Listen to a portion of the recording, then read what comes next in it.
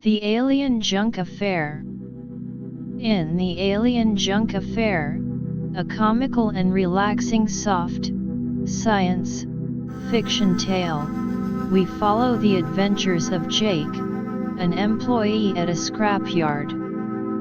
The story unfolds when Jake, while sorting through the day's junk, stumbles upon a peculiar metallic object that suddenly lights up, revealing a group of hilarious aliens.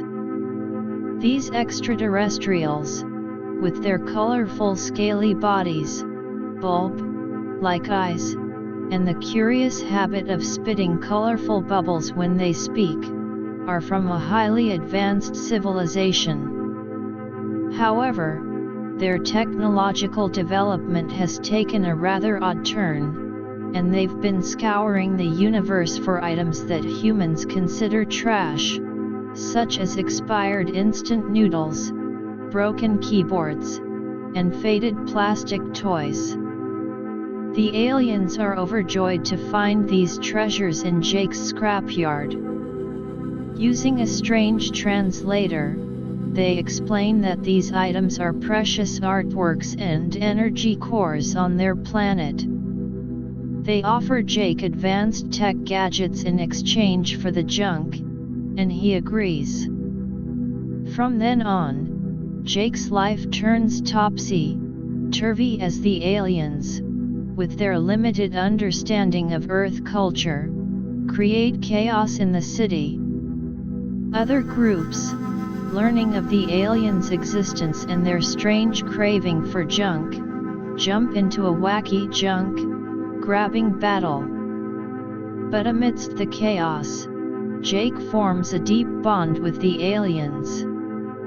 When they're called back to their home planet, they gift Jake a wish-granting device, which he uses to improve Earth's environment, turning waste into valuable resources. This heart-warming and comical story is perfect for a relaxing bedtime listen, filled with strange alien encounters, humorous mishaps, and a touch of environmental wisdom. Chapter 1: The Bizarre Alien Arrival at the Scrapyard. Jake had always been a bit of an outcast in his small town. With a mop of unruly brown hair and a penchant for old, broken things, he found his true calling at the local scrapyard. The yard was a sprawling expanse of discarded treasures, a chaotic symphony of rusted metal, faded plastics, and obsolete electronics. It was here, among the junk that most people would rather forget, that Jake felt at home. On this particular day, the sun beat down relentlessly on the scrapyard. Jake, wearing his trademark dirty overalls and a tattered baseball cap, was knee-deep in a mountain of old electronics. He was sorting through a batch of ancient computer parts, hoping to find something valuable enough to earn him a decent bonus from his miserly boss, Mr. Jenkins. As he dug through the pile, his gloved hand hit something hard and cold. Pulling it out, he discovered an odd-shaped metallic object. It was about the size of a football, with strange, swirling patterns etched into its surface. The metal had a dull sheen to it, as if it had been through countless adventures in some far-off place. Jake turned the object over in his hands, examining it closely. There were no visible seams or buttons, and it felt heavier than it looked. Suddenly, without any warning, the object began to vibrate gently. A soft, blue light started to emanate from it, growing brighter with each passing second. Jake's eyes widened in surprise. He dropped the object, taking a few hasty steps back. The light from the object grew so intense that it was almost blinding. Jake shielded his eyes with his arm, his heart pounding in his chest. What in the world was this thing? When the light finally began to dim, Jake cautiously lowered his arm. Standing in front of him were three small, strange-looking creatures. They were about 3 feet tall, their bodies covered in a layer of shimmering, multi-colored scales. Each scale seemed to catch the light and reflect it in a different direction, creating a mesmerizing display of colors. Their heads were round, with 2 enormous, bulb-like eyes that stared at Jake unblinkingly. The eyes were a deep, electric blue, like the heart of a glacier, and they seemed to hold an otherworldly intelligence. When they opened their mouths to speak, a stream of colorful bubbles floated out, accompanied by a series of high-pitched chirps and clicks. Jake stared at them, his mouth agape. He had seen some strange things in his time at the scrapyard, but this was beyond anything he could have imagined. What are you?" he stammered, his voice barely above a whisper. One of the aliens, slightly larger than the other two, stepped forward. It held a small, rectangular device in its tiny, 3-fingered hand. The device emitted a series of beeps, and then a voice spoke in a strange, mechanical tone.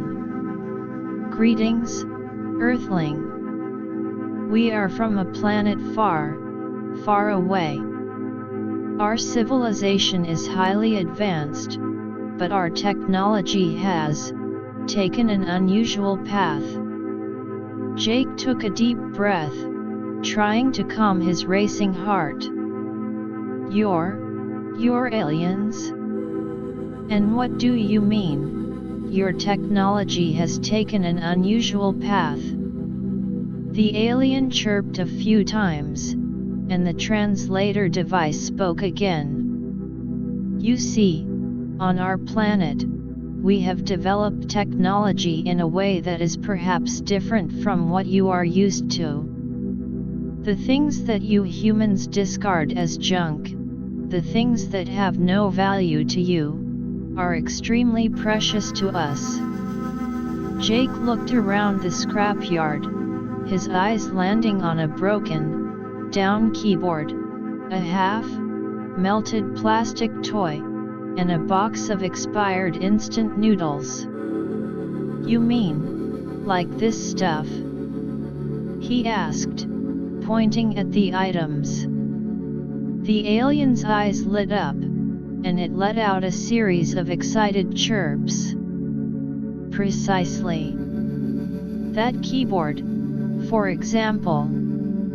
The patterns on its keys, the way it is constructed, it is a work of art on our planet. And those expired noodles, they contain a unique energy signature that we can use as an energy core for our technology." Jake was dumbfounded. He couldn't believe what he was hearing.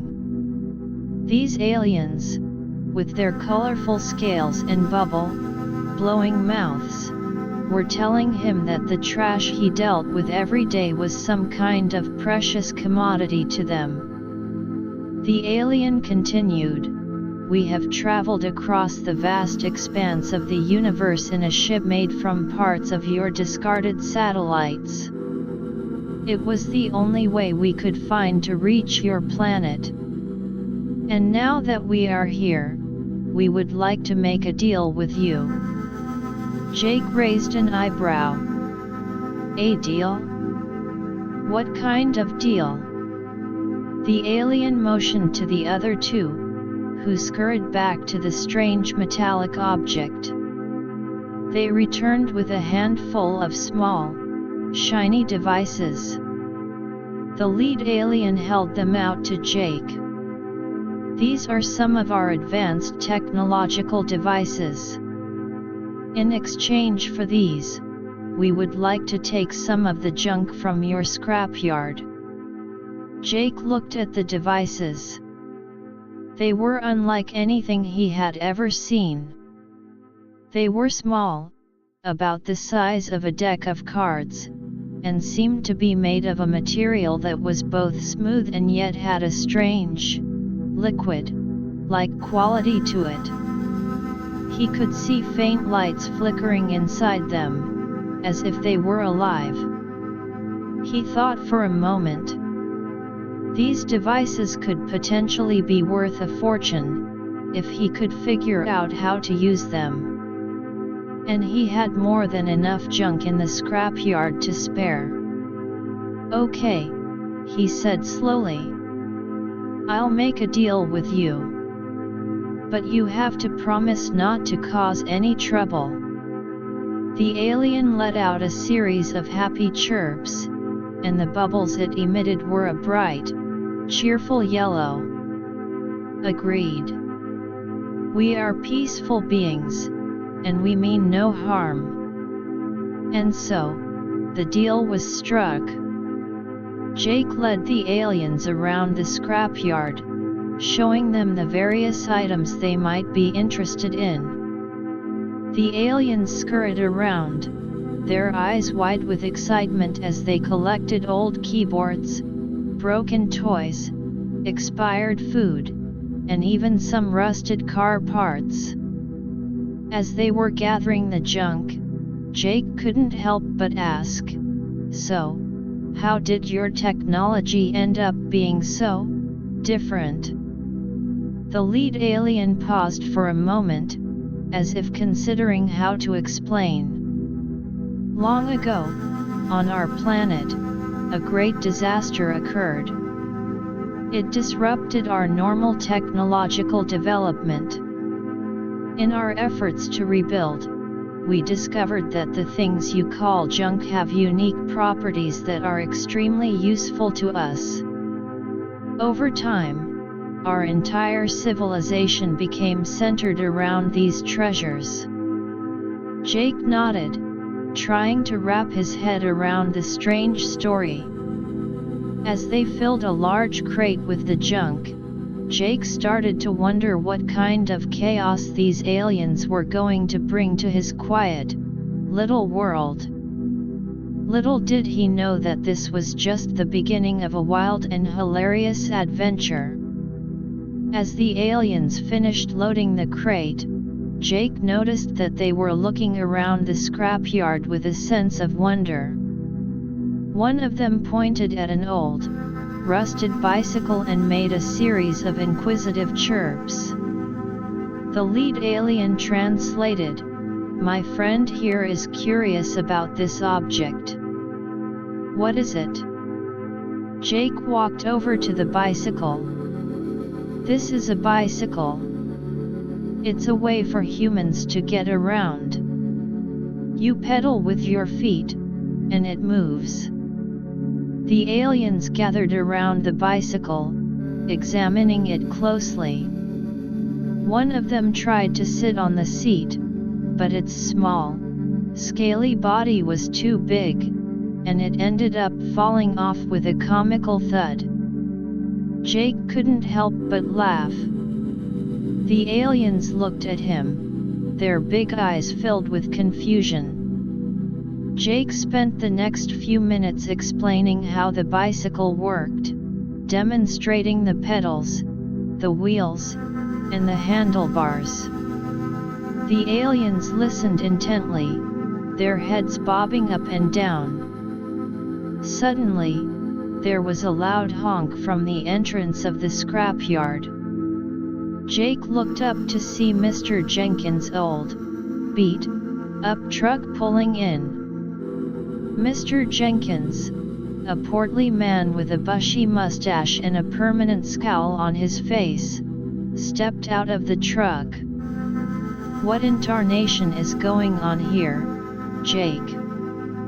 he bellowed, his eyes widening as he saw the strange-looking aliens. "And who are these things?" Jake swallowed hard. "Mr. Jenkins, these are aliens. They want to buy some of our junk." Mr. Jenkins stared at Jake as if he had grown a second head. "Aliens? Are you pulling my leg, boy? And buying junk? What kind of crazy story is this?" The lead alien stepped forward, holding up the translator. "It is true, Mr. Jenkins. We come from a distant planet, and we value the items in this scrapyard highly. We are willing to offer advanced technology in exchange." Mr. Jenkins' eyes widened as he heard the translated words. He looked at the shiny devices in the alien's hand, his greed getting the better of him. "Well, now, if these things are as valuable as you say, then I think we can do some business. But I'll be in charge of this deal, not Jake." Jake frowned. He didn't like the look in Mr. Jenkins' eyes.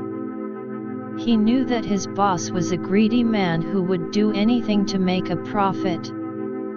But before he could say anything, the aliens chirped in agreement. "Very well," the lead alien said. "We will make the deal with you, Mr. Jenkins. But we must have the items we have selected, and we must be allowed to continue our search for more treasures in this place." Mr. Jenkins rubbed his hands together eagerly. Of course. You can have all the junk you want. Just show me what these devices can do." The alien handed one of the devices to Mr. Jenkins. "This device can repair any mechanical object. Simply point it at the object and press the button." Mr. Jenkins took the device skeptically. He looked around the scrapyard and spotted an old, broken-down lawnmower. He pointed the device at the lawnmower and pressed the button. A bright, blue light shot out from the device, enveloping the lawnmower. When the light faded, the lawnmower was as good as new, its engine purring softly. Mr. Jenkins' eyes lit up with excitement. "This is amazing. We can make a fortune with these devices. Jake, you go and help our guests gather more junk. And don't mess this up." Jake sighed. He knew that things were about to get a lot more complicated. But he also knew that he had no choice but to follow Mr. Jenkins' orders. As he started to help the aliens collect more junk, he couldn't shake the feeling that this deal was going to bring a whole lot of trouble to the scrapyard and the town. As the day wore on, the aliens continued to fill more crates with junk. Jake noticed that they were becoming more and more comfortable in the scrapyard, even starting to communicate with each other in their own language without using the translator. He could tell that they were excited about their discoveries, but he also worried about what would happen when word of this got out. Sure enough, as the sun started to set, a group of curious onlookers had gathered outside the scrapyard fence. Word had spread through the town about the strange creatures and the deal that was going on. People were pointing and whispering, some in fear, some in excitement. Mr. Jenkins, seeing the potential for more profit, decided to make a show of it. He brought out one of the alien devices and demonstrated its power to the crowd. The onlookers gasped in amazement as he used the device to repair a broken-down car in front of their eyes. Imagine what these devices can do for our town, Mr. Jenkins shouted. We can fix all our old machinery, make our lives easier. And all we have to do is give these friendly aliens some of our junk. The crowd seemed to be won over by Mr. Jenkins' sales pitch. Some of them even started to offer their own junk to the aliens in the hopes of getting one of the advanced devices. Jake, however, remained skeptical. He knew that there was more to these aliens than met the eye, and he worried that this whole situation was going to spiral out of control. As night fell, the aliens finally finished gathering the junk they wanted. They loaded the crates onto their strange, satellite-made ship, which was hidden in a secluded corner of the scrapyard. Before they left, the lead alien approached Jake. Thank you, Jake, for your help. We will return soon to continue our search for more treasures. And remember, our deal with Mr. Jenkins also includes you. You will benefit from our technology as well. Jake nodded. Just be careful. I don't want anything bad to happen to the town. The alien let out a series of chirps that Jake assumed was a form of laughter. Do not worry, Jake. We mean no harm. We are just collectors of your wonderful junk. With that, the aliens climbed into their ship. The metallic object that had brought them to Earth began to glow again, and with a soft hum, the ship lifted off the ground. It shot into the sky, disappearing into the night, leaving Jake and the rest of the town in a state of excitement and confusion. Jake knew that his life was about to change forever, and he could only hope that he had made the right decision in dealing with these bizarre aliens. As he walked home that night, he couldn't help but wonder what kind of adventures awaited him in the days to come. Chapter 2: The City in Chaos, Alien Mishaps and Unwanted Attention. The morning after the aliens' visit, the small town was abuzz with the news of the strange encounter at the scrapyard. Word had spread like wildfire, and people were still talking about the colorful, scaled aliens, their odd-shaped ship, and the incredible technology they had brought. Jake, on the other hand, woke up with a sense of foreboding. He knew that the arrival of the aliens was not going to be a simple, one-time event.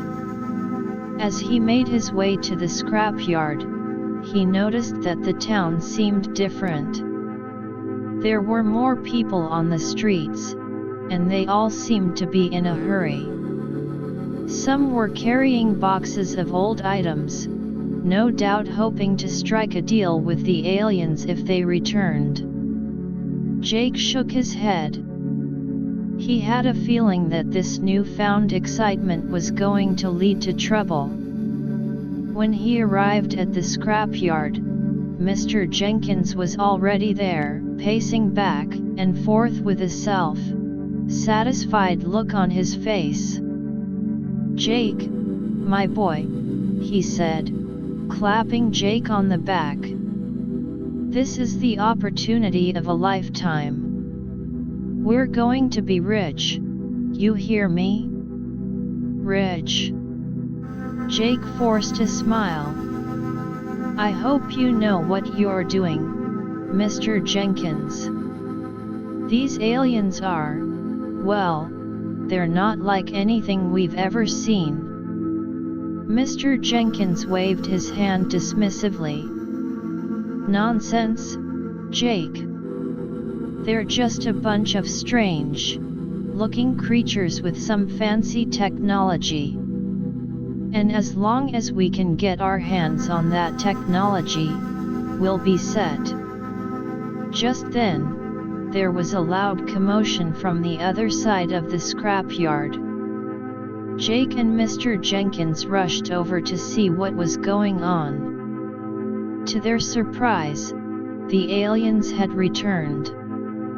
But this time, they weren't alone. They had brought along some of their own kind, and they were all rummaging through the scrapyard with even more enthusiasm than before.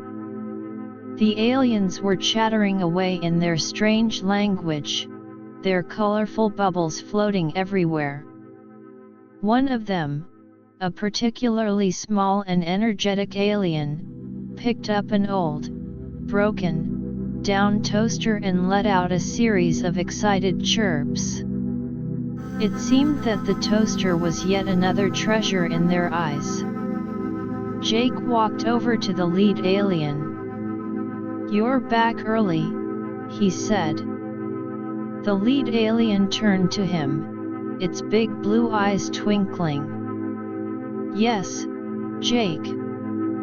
We have told our friends about the wonderful treasures we found here. They wanted to come and see for themselves." Mr. Jenkins pushed his way forward. "Well, as long as you're all willing to trade your technology for our junk, you're more than welcome." The aliens chirped in agreement. But as they started to load up their crates with more junk, things began to go wrong. One of the aliens, while trying to carry a large, rusted metal pipe, accidentally dropped it. The pipe landed on a pile of old cans, causing a loud clatter. The noise attracted the attention of a group of pigeons, which flew up in a panic. The aliens, startled by the sudden movement of the pigeons, started to flail their arms. One of them accidentally hit a stack of old tires, causing them to topple over. The tires rolled down a small slope and crashed into a shed, knocking it partially down. Jake and Mr. Jenkins stared in horror as the chaos unfolded. "Stop! You're going to destroy the whole scrapyard!" Mr. Jenkins shouted.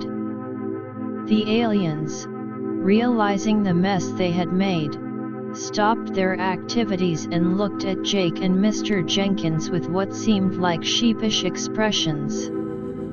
The lead alien stepped forward. "We are sorry. We did not mean to cause trouble. We are just very excited about the treasures." Jake sighed. "It's okay. Just be more careful, okay?" As the aliens resumed their search for junk, Jake noticed that a group of men had gathered at the entrance of the scrapyard. They were dressed in dark suits and sunglasses, and they had an air of authority about them. One of them, a tall, thin man with a sharp, featured face, walked up to Mr. Jenkins. "Mr. Jenkins, I presume," he said, his voice cold and business-like. Mr. Jenkins nodded. "Yes, that's me. And who might you be?" The man reached into his pocket and pulled out a badge. "I'm Agent Thompson from the government. We've heard about your little encounter with the aliens. And we're very interested in what's going on here." Mr. Jenkins' face paled. "The government? What do you want?" Agent Thompson looked around the scrapyard, his eyes lingering on the aliens and their strange ship. "We want to know everything about these aliens, their technology, and what they're doing here. And we want you to cooperate fully." Jake stepped forward. "Look, these aliens are just here to collect junk. They're not a threat."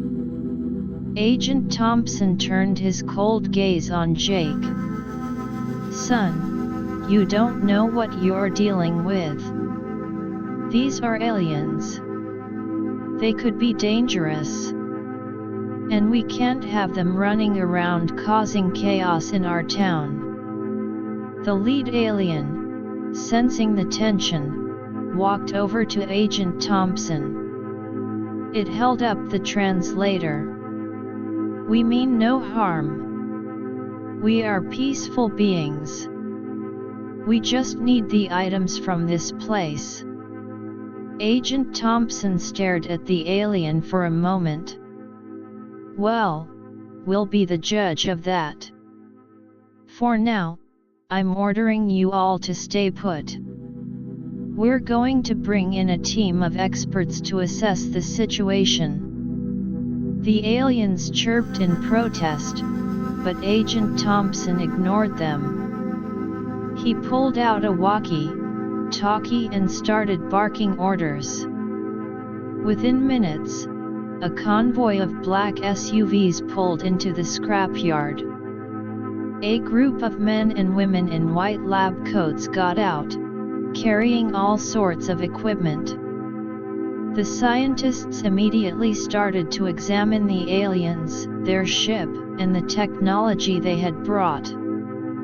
The aliens, uncomfortable with the sudden attention, started to fidget. One of them accidentally bumped into a table, knocking over a tray of tools. The tools clattered to the ground, adding to the chaos. Jake watched as the situation spiraled out of control. He knew that the government's intervention was only going to make things more complicated. The aliens were already nervous, and the scientists' probing was only making them more agitated.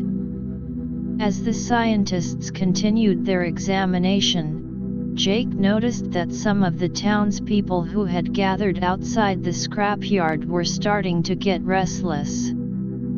They were angry that the government had swooped in and taken over the situation. Some of them started to shout and chant, demanding that the aliens be allowed to continue their business.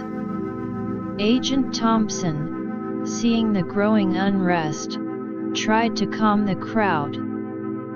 "Please, everyone. We're just trying to ensure the safety of the town. These aliens are an unknown quantity, and we need to be careful." But the crowd was not satisfied. They had seen the amazing technology the aliens had, and they didn't want the government to monopolize it. Jake, caught in the middle, tried to think of a way to defuse the situation. Just then, the lead alien let out a series of loud chirps. Everyone turned to look at it. The alien pointed at the sky, where a strange, glowing object was approaching. It was another ship, but this one was much larger and more menacing looking than the alien's satellite-made vessel. The lead alien spoke through the translator.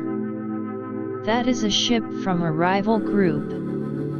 They have learned of our discovery here, and they will try to take the treasures for themselves. We must work together to stop them." Agent Thompson looked at the approaching ship, his face serious. "How do we know you're not just making this up to get us to leave you alone?" The alien chirped in frustration. "It is the truth. They are a violent group, and they will not hesitate to harm you and destroy this place to get what they want. Jake believed the alien. He had seen the fear in its eyes. Agent Thompson, we have to believe them. If there's a rival group coming, we need to be prepared. Agent Thompson hesitated for a moment, then nodded.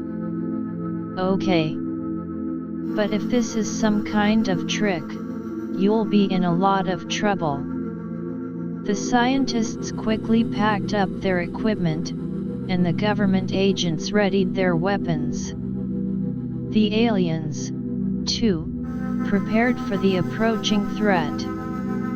They took out some small, glowing devices from their ship, which Jake assumed were some kind of weapons. As the large ship drew closer, it emitted a loud, screeching sound. The ground beneath their feet started to shake, and the air was filled with a strange, electrical charge.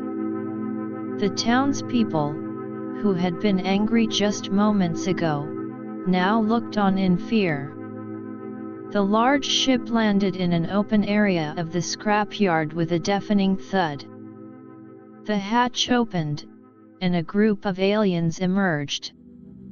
These aliens were different from the ones Jake had befriended.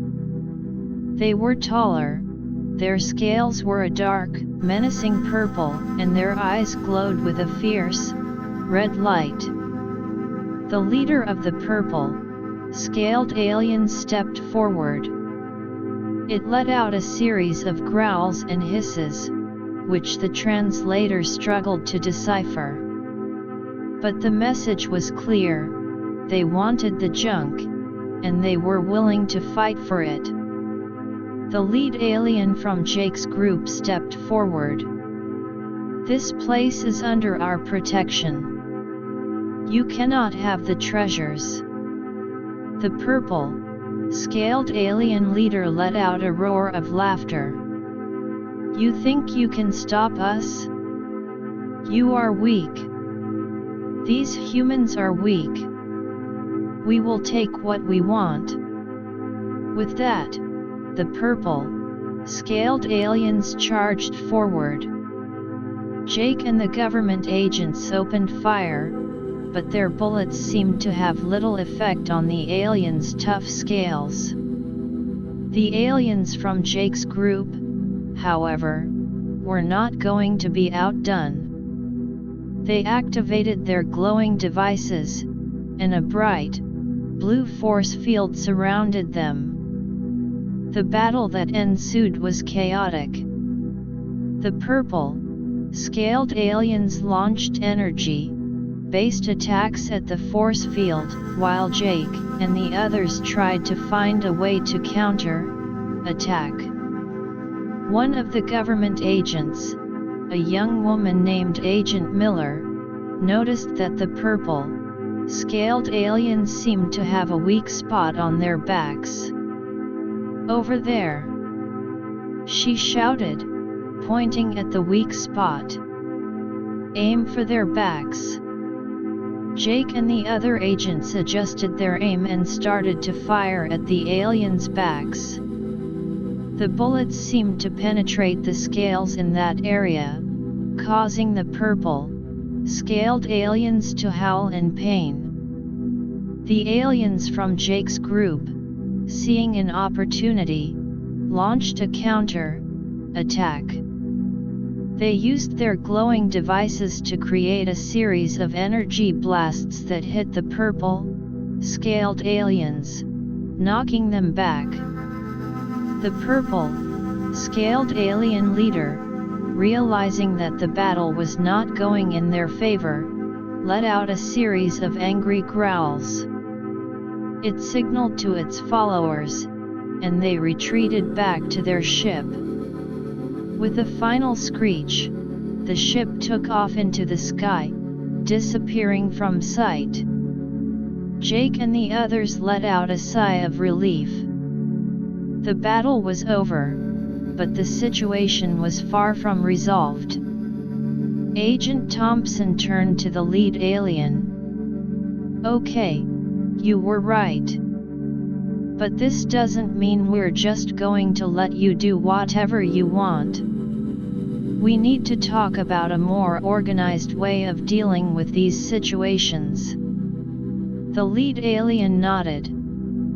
"Agreed. We do not want to cause more trouble. We just want to collect the treasures and go." Jake, exhausted from the battle, looked around the scrapyard. It was a mess, but at least they had managed to fend off the rival group. He knew that there were still many challenges ahead, but for now, he was just glad that the town was safe. As the sun started to set, the government agents, the scientists, and the aliens gathered in the scrapyard to discuss a plan. Jake, too, was invited to the meeting. He knew that his life was going to be even more complicated from now on, but he was determined to make sure that the relationship between the humans and the aliens remained peaceful. The events of the day had shown him that they were all in this together, and they needed to work as a team if they wanted to avoid more chaos and danger. The meeting was filled with heated discussions. The government agents wanted to closely monitor the aliens' activities, while the aliens were worried that too much interference would disrupt their mission. Jake tried to mediate, suggesting that they set up a system where the aliens could collect the junk they needed, but also keep the government informed of their movements. After hours of negotiation, they finally reached an agreement. The aliens would be allowed to continue their search for junk in the scrapyard, but they had to report to a government-appointed liaison officer regularly. The government, in turn, would provide the aliens with protection from rival groups and any other threats. As the meeting ended, Jake walked home, feeling both relieved and tired. He knew that this was just the beginning of a long and strange journey. The arrival of the aliens had changed his life, and the lives of everyone in the town, forever. But he was ready to face whatever challenges came his way, as long as he could ensure the safety and well-being of his town and his new-found alien friends. Chapter 3: The Cultural Clash and the Unlikely Alliances. In the days following the battle with the rival alien group, a tenuous peace settled over the scrapyard and the town. The agreement between the government, the aliens, and Jake seemed to be holding, but there were still plenty of bumps in the road. The aliens, now under the watchful eye of the government-appointed liaison officer, Agent Green, were continuing their search for what they considered treasures in the scrapyard. Jake, who had become somewhat of a mediator between the two parties, was constantly on the move. He had to explain human customs and regulations to the aliens while also trying to convince the government that the aliens meant no harm. It was a delicate balancing act, and he often found himself in the middle of some rather comical situations. One morning, as Jake arrived at the scrapyard, he was greeted by a scene of confusion. The aliens were gathered around a large, old-fashioned radio, looking at it with a mix of curiosity and bewilderment. The radio was playing a popular morning talk show, and the hosts were discussing the latest local news, including the recent alien encounters. The lead alien, whose name Jake had learned was Zorg, turned to him with a puzzled expression. "Jake, what is this strange box? It is making voices, but there are no beings inside." Jake laughed. "That's a radio, Zork. It's a device that allows us to listen to music, news, and other programs. The voices you hear are coming from a far away place, transmitted through the airwaves." Zork chirped in amazement. "Amazing. On our planet, we have similar devices, but they work in a very different way. We use a form of energy-based communication that is directly linked to our minds." As they were talking, a group of school children, on a field trip to the scrapyard to learn about the alien encounter, arrived. The children were wide-eyed with excitement as they saw the aliens. One little girl, with pigtails and a bright red dress, walked up to Zork. "Are you really from another planet?" she asked, her voice filled with wonder. Zork bent down to her level, his big blue eyes twinkling. "Yes, little one. I am from a planet far away.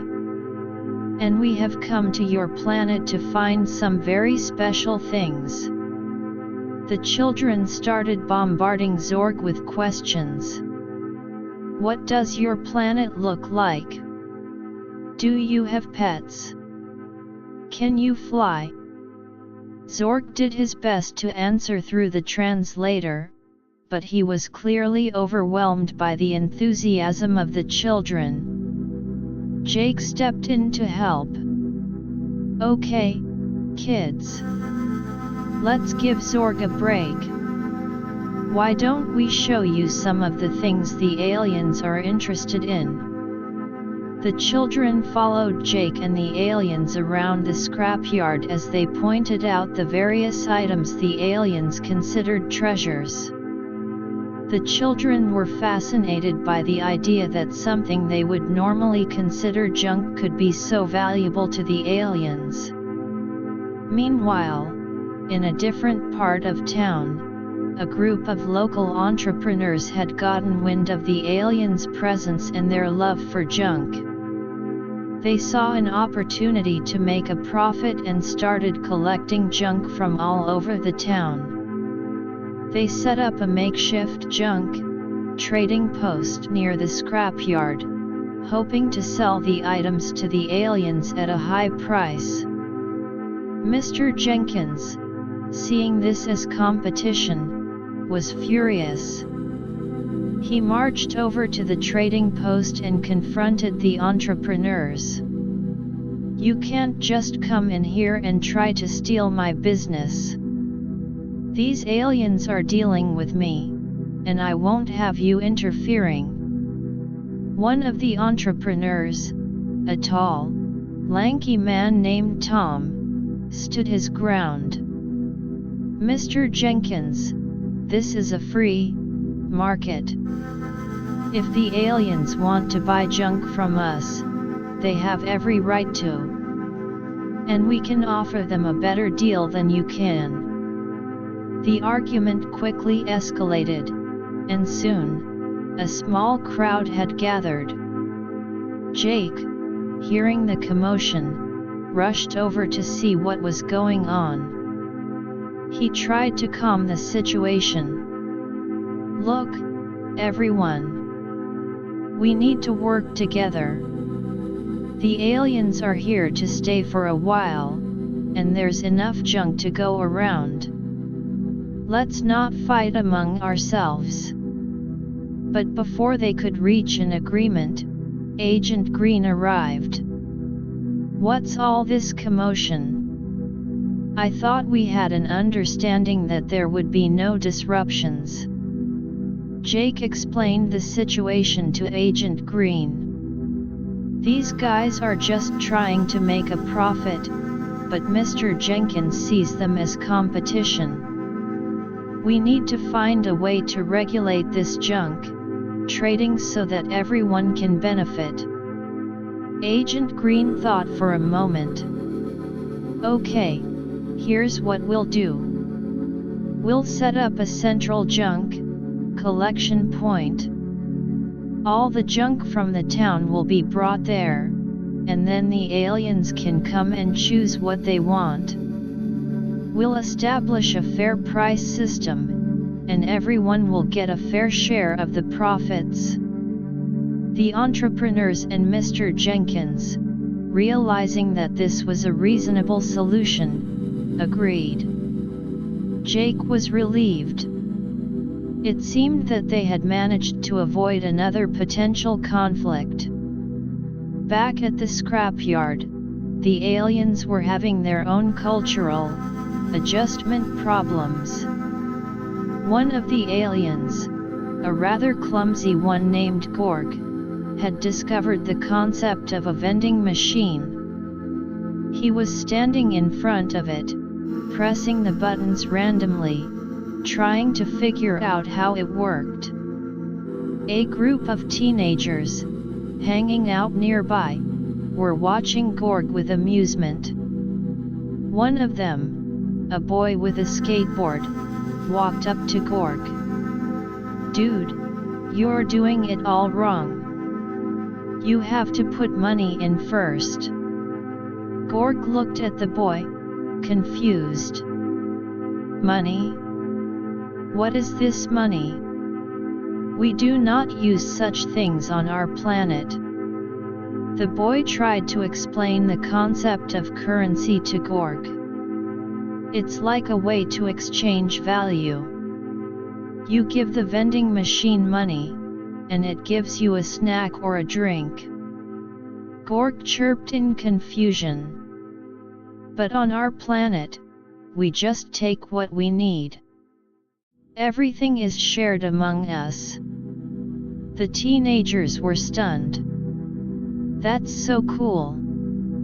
Why can't we do that here?" One of the girls said. Jake, who had just walked up, heard the conversation. "Well, our society is a bit different. We have a complex economic system. But the aliens' way of sharing is something we can learn from." As the day went on, more and more cultural differences came to light. The aliens were fascinated by human art, especially graffiti. They saw the colorful, often irreverent drawings on the walls as a form of free expression similar to their own energy-based art on their planet. A local artist, named Max, who had come to the scrapyard to see the aliens, was approached by Zorg. "These drawings are amazing. They are filled with so much emotion and creativity. On our planet, we create art by manipulating energy fields, but this is a whole new way of expressing oneself." Max was thrilled. "Really? I've always thought that art should be about breaking boundaries. Maybe we could collaborate and create something together, combining our different forms of art." Zorg chirped in excitement. "That would be wonderful. We could show the universe what can happen when different cultures come together." Jake, seeing this as a positive development, encouraged the idea. "That's a great idea, Max. It could be a way to bridge the gap between our cultures." However, not everyone in the town was as open-minded. A group of conservative citizens, led by a strict-looking woman named Mrs. Brown, were opposed to the idea of the aliens staying in town. They were worried about the cultural influence the aliens were having on the children and the town's values. Mrs. Brown called a town hall meeting to voice her concerns. These aliens are disrupting our way of life. They're teaching our children strange ideas, and we don't know what their true intentions are. We should send them back to where they came from. At the town hall meeting, there was a heated debate. Some people agreed with Mrs. Brown, while others, including Jake, Agent Green, and many of the townspeople who had seen the benefits of the aliens' presence, argued that the aliens were a positive force. Jake stood up to speak. Mrs. Brown, I understand your concerns. But the aliens have shown us that there are different ways of living, different ways of thinking. And by learning from each other, we can become a better community. They've brought us advanced technology, and they've shown us the value of things we used to throw away. We should give them a chance. Agent Green also spoke in support of the aliens.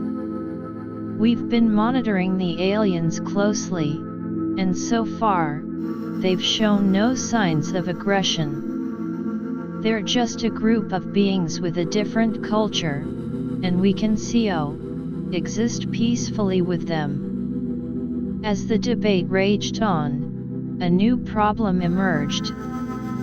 The rival alien group, which had been defeated in the previous battle, had sent a message to the town. The message, translated by the lead alien, was a threat. You think you can keep the treasures for yourselves? We will return, and this time, we will not be so easily defeated. The town hall meeting fell silent as the gravity of the threat sank in. Jake knew that they had to put aside their differences and work together if they wanted to face this new challenge. We can't let this threat divide us. Whether you like the aliens or not, we're all in this together. We need to prepare for their return and defend our town. The townspeople, realizing the urgency of the situation, nodded in agreement. Mrs. Brown, though still hesitant, also conceded that they needed to work as a team. Okay, but I'm still keeping an eye on these aliens. And if they cause any more trouble, I won't hesitate to change my mind. Jake and Agent Green started to organize a defense plan. They knew that the rival aliens were likely to be better prepared this time, so they needed to come up with something more effective than their previous defense. The aliens, too, were determined to help. They shared some of their advanced technology with the town's engineers, who started to modify the town's defenses. Over the next few days, the town was a hive of activity. The engineers were working on creating new weapons and defensive systems, based on the alien technology. The townspeople were training in self-defense, and the aliens were teaching them some basic combat techniques from their planet. Jake, in the middle of all this, was coordinating the efforts. He was also trying to keep the cultural exchange between the humans and the aliens going. He knew that a united front, both in terms of defense and cultural understanding, was their best chance of surviving the upcoming attack. As the days passed, the town braced itself for the return of the rival alien group. Jake could feel the tension in the air, but he was also filled with a sense of determination. He was not going to let his town be destroyed, and he was going to do everything in his power to ensure that the relationship between the humans and the aliens remained strong, even in the face of this new threat. The preparations were in full swing, and Jake knew that the next battle would be a test of their unity and their ability to adapt. But he was confident that, together, they could overcome the odds and emerge victorious. The town, once a quiet place, was now on the verge of a major showdown, and Jake was at the center of it all, leading the charge to protect what was his and to build a future where humans and aliens could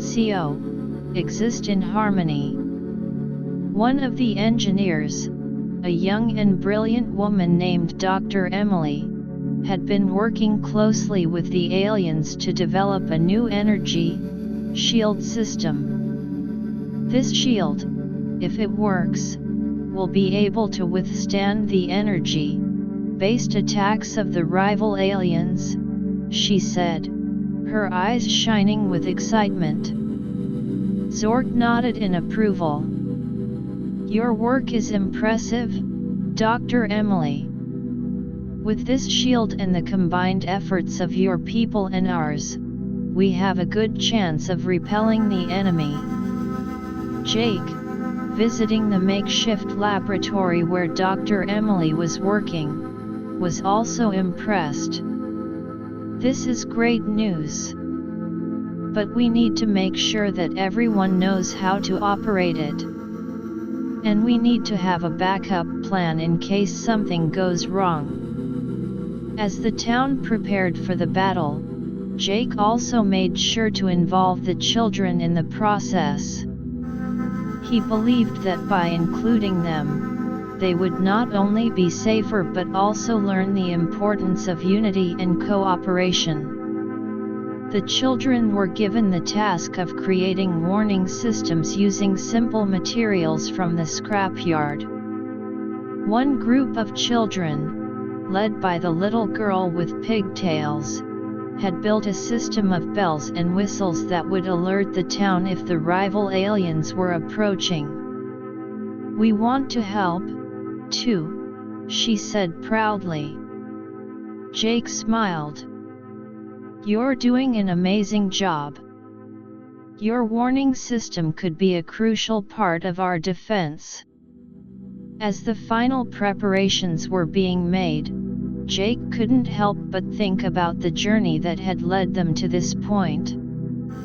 From the day he first met the aliens in the scrapyard to the current situation, so much had changed.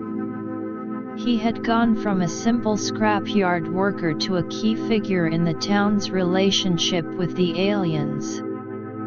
And he knew that the future of the town, and perhaps even the relationship between humans and aliens in general, depended on the outcome of the upcoming battle.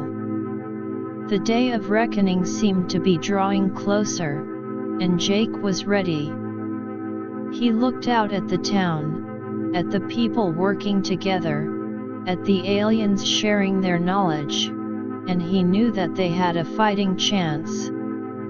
The stage was set, and all they could do now was wait for the rival aliens to make their move and then face them head on, united in their determination to protect their home and their new-found alliance.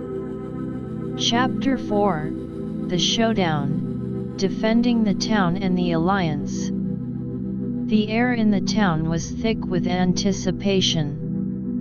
The sun hung low in the sky, casting long shadows over the streets as if the very world was holding its breath. Jake, along with Agent Green, Zork, and the rest of the town's defenders, stood ready.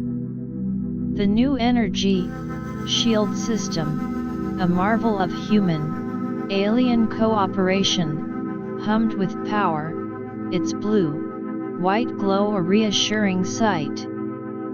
The children's warning system, a collection of makeshift bells and whistles, sat at strategic points around the town. The little girl with pigtails and her friends were nearby, their eyes wide with a mix of fear and excitement. "Do you think it will work, Jake?" she asked, her voice trembling slightly. Jake gave her a warm smile. "I'm sure it will. You guys did an amazing job. And we've all worked so hard to prepare. We're going to be okay." Suddenly, the bells and whistles started to clang and shriek. The town's defenders tensed. The rival alien ship was approaching. It loomed large in the sky, a menacing silhouette against the setting sun. Its dark, angular shape seemed to absorb the light, and a low, frequency hum filled the air, sending vibrations through the ground. Zork turned to Jake. "This is it, Jake. Remember, we must work together. Our combined strength is our greatest weapon." Jake nodded. "Let's do this, Zork." The ship landed with a deafening thud on the outskirts of town. The hatch opened, and the purple, scaled aliens emerged. This time, they were more organized, and their leader seemed even more determined. He let out a growl that sent a chill down everyone's spine. "You thought you could stop us? This time, you will not escape."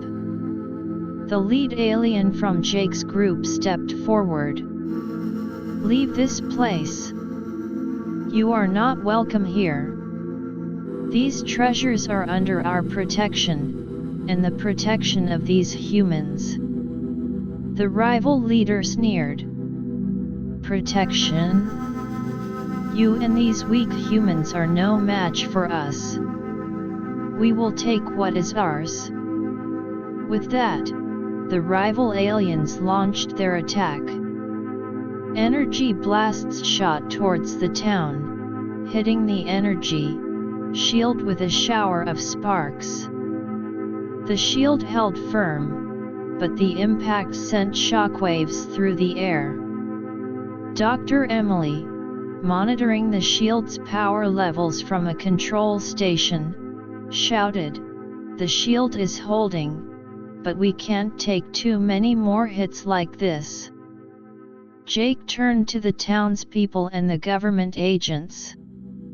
"Open fire on their weak spots. Just like we practiced." The defenders aimed their weapons at the backs of the rival aliens, where they had discovered the weak spots during the previous battle. Bullets and energy-based projectiles from the modified human weapons, enhanced with alien technology, flew towards the enemy. The rival aliens, caught off guard by the coordinated attack, hissed in pain as the projectiles hit their vulnerable areas. But they were not going to give up easily. They returned fire, and the battle quickly escalated. One of the rival aliens managed to break through the shield's perimeter for a brief moment. It charged towards a group of townspeople, its claws extended. But a young man, inspired by the self-defense training provided by the aliens, stepped forward. He used a combination of human martial arts and alien combat techniques to fend off the alien. Jake, seeing the bravery of the townspeople, felt a surge of pride. "Keep it up, everyone. We can do this." Zork and the other friendly aliens were also in the thick of the battle. They used their glowing devices to create force fields and energy blasts, countering the attacks of the rival aliens. The air was filled with the sounds of battle, the screeching of the aliens, the firing of weapons, and the hum of the energy shield. As the battle raged on, Mrs. Brown, who had been initially opposed to the aliens, found herself caught up in the fight. She grabbed a makeshift weapon and joined a group of townspeople in defending a key part of the town. "I may not have liked these aliens at first," she shouted, "but I'm not going to let our town be destroyed." The tide of the battle seemed to be turning. The rival aliens, realizing that they were facing a more formidable opponent than they had anticipated, started to show signs of weakness. Their attacks became more erratic, and their formation began to break. But just when it seemed like victory was within reach, the rival leader activated a powerful device. A massive energy wave radiated from the device, hitting the energy shield with such force that it started to flicker. Dr. Emily's voice came over the communication system. "We're losing power. The shield won't hold for much longer." Jake knew they had to do something fast. He turned to Zork. "Is there any way we can boost the shield's power?" Zork chirped in thought for a moment. "There is a way, but it's risky. We need to overload our own energy, generating devices and channel the power into the shield." Jake didn't hesitate. "Do it, Zork. We don't have any other choice." Zork and the other friendly aliens quickly gathered their energy, generating devices. They started to adjust the settings, preparing to overload them. The devices began to glow brighter and brighter, and a high-pitched whine filled the air.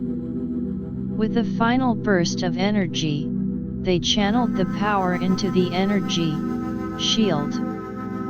The shield flared to life, its glow intensifying. The energy wave from the rival leader's device was repelled, and it bounced back towards the rival aliens. The rival aliens were caught in the blast. Their leader, realizing that the battle was lost, let out a howl of anger. He signaled to his followers, and they retreated back to their ship. The town's defenders watched as the rival ship took off, disappearing into the sky. A cheer went up from the townspeople. They had done it. They had successfully defended their town and their alliance with the aliens. Jake, exhausted but elated, looked around at the town. The streets were filled with debris, and there were signs of the battle everywhere. But the people were unharmed, and the bond between the humans and the aliens had grown even stronger. Agent Green walked up to Jake. "You did a great job, Jake. Without you, this might not have been possible." Jake smiled. "It wasn't just me. It was all of us, working together. The townspeople, the government, and the aliens. We made a great team." Zorg approached them. "Yes, we did. And this victory is a sign of what we can achieve when we stand united. We hope that this will be the end of the threats from the rival group." The town quickly started to clean up the mess and repair the damage. The children, who had been so brave during the battle, were hailed as heroes. The little girl with pigtails was given a special medal by the mayor.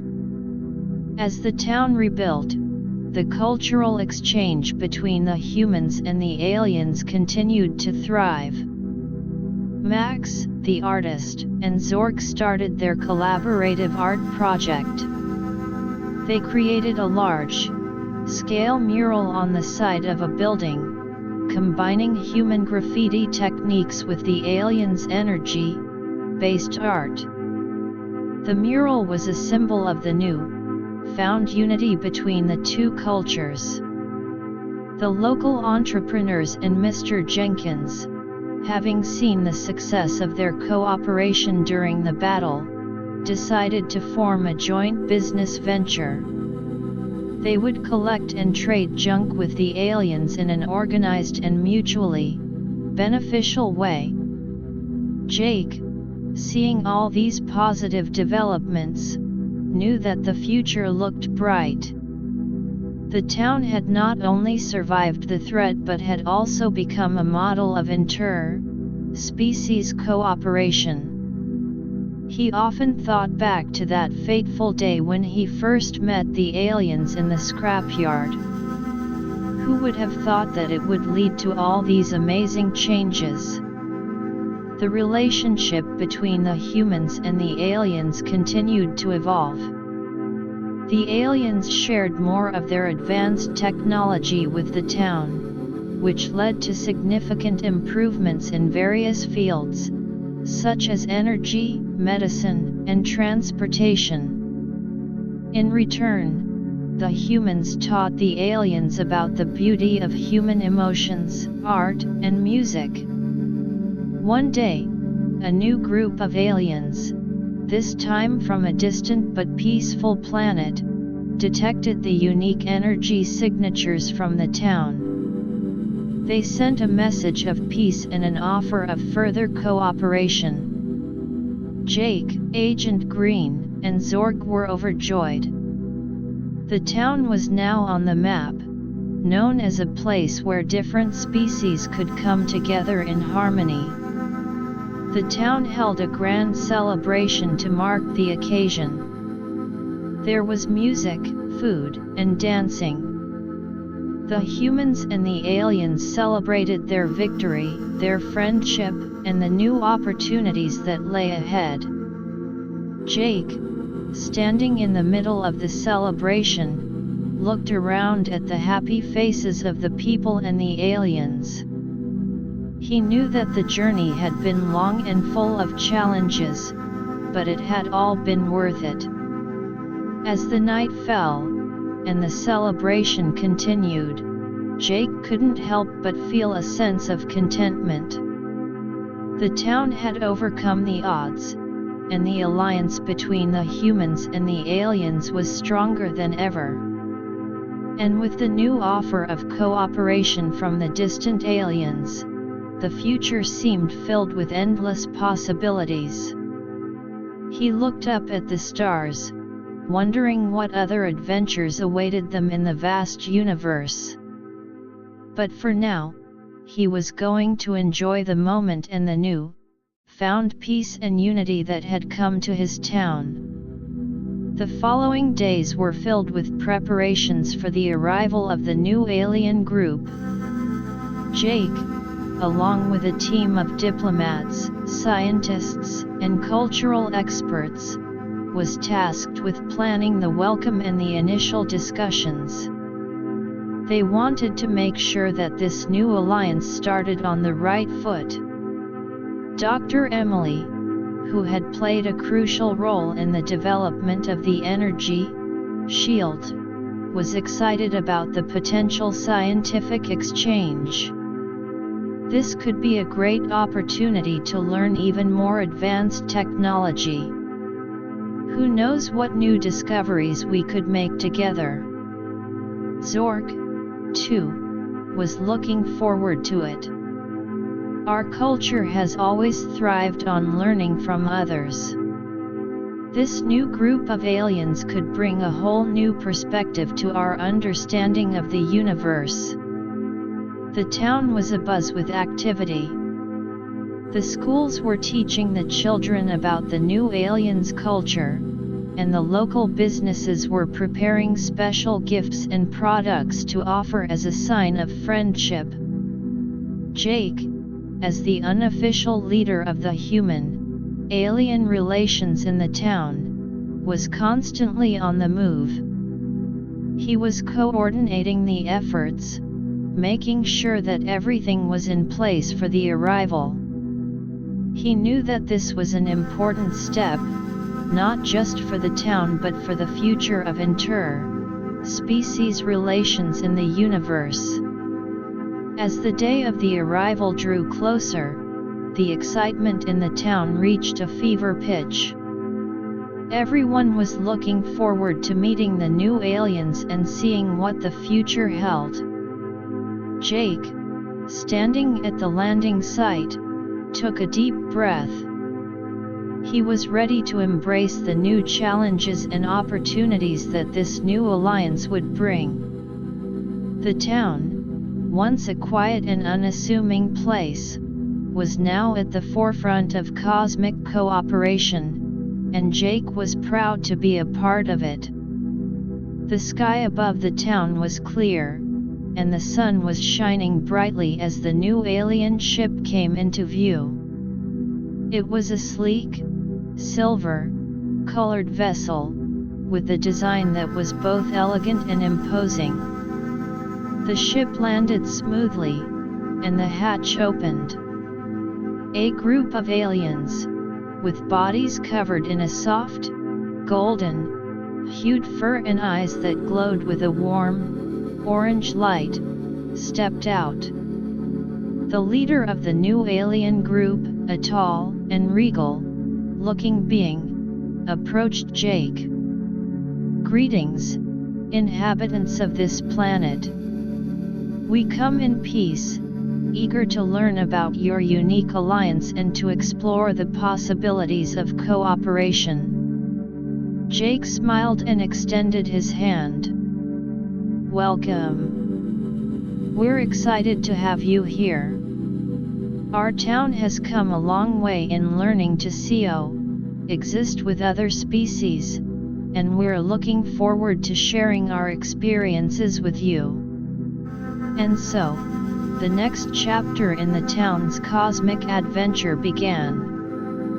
With a new group of aliens and new opportunities for growth and cooperation, Jake knew that the future was full of promise. The town, now a symbol of unity and harmony in the universe, was ready to face whatever challenges and joys the cosmos had in store. Chapter 5: Cosmic Expansion, Building Bridges and Unveiling Mysteries. The arrival of the new alien group, the Aurelian, as they introduced themselves, brought a fresh wave of energy and possibilities to the town. The initial meetings were filled with cautious optimism and a shared eagerness to learn about one another. Jake, acting as the de facto ambassador for the town, led the human side of the interactions, with Zork and his fellow aliens from the original group offering their insights and support. The Aurelian leader, named Solara, was a charismatic figure. Her long, flowing fur seemed to catch the light, creating a mesmerizing display of golden hues. Her large, almond-shaped eyes, glowing with an intelligent orange light, scanned the town with curiosity.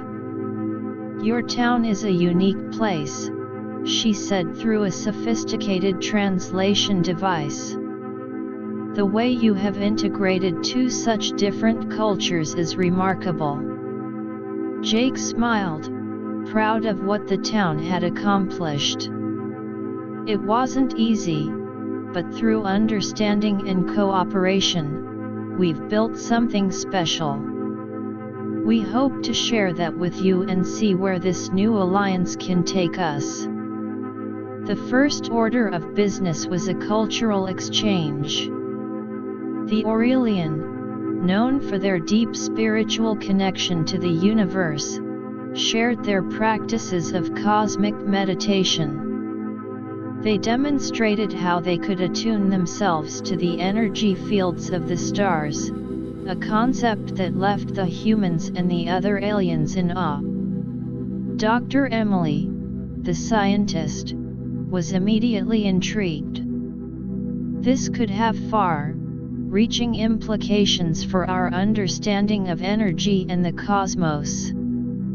If we could learn to harness this energy in a practical way, it could revolutionize our technology. In return, the humans showed the Aurelian their diverse forms of art, music, and literature.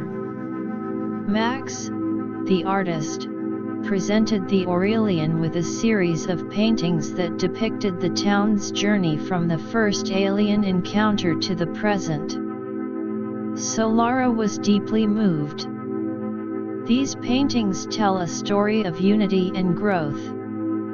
They are truly a reflection of the spirit of your town. As the days passed, the cooperation between the three groups, humans, the original aliens, and the Aurelian, expanded.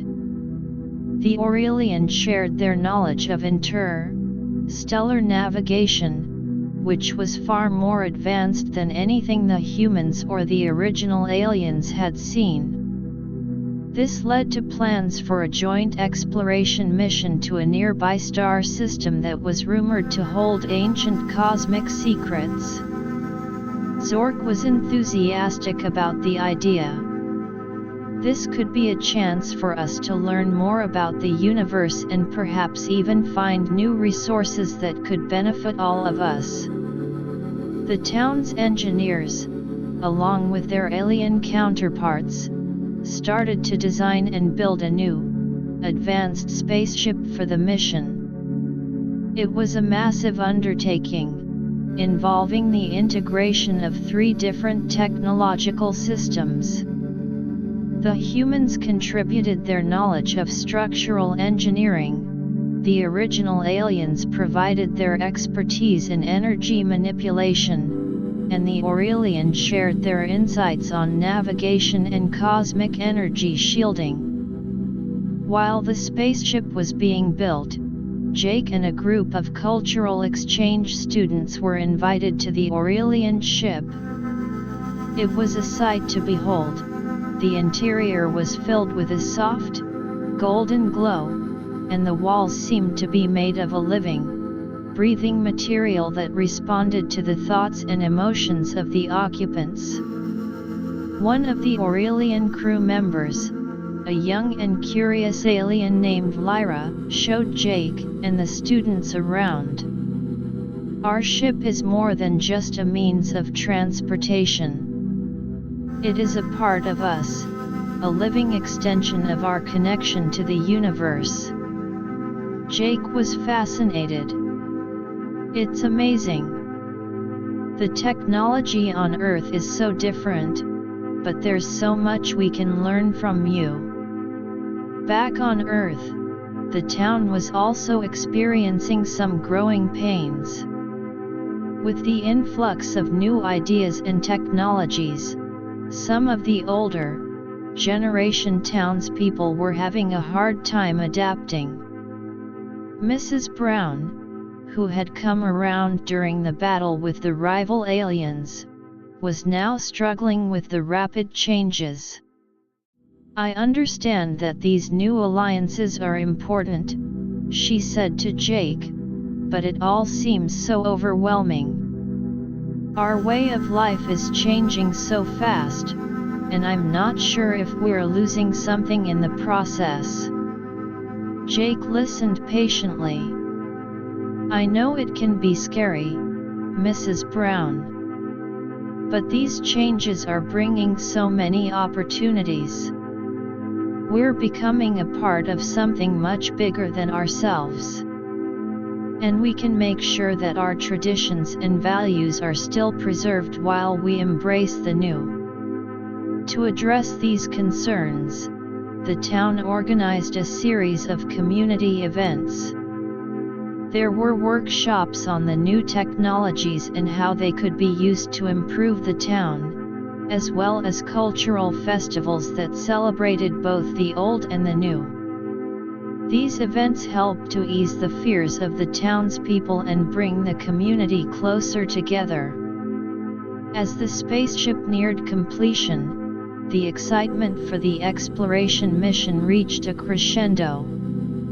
The crew, consisting of humans, the original aliens, and the Aurelian, underwent rigorous training.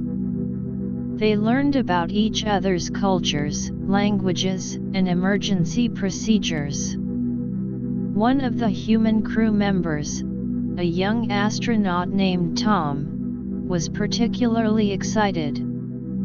"This is a dream come true. I've always wanted to explore the universe, and now I get to do it with beings from 2 other planets."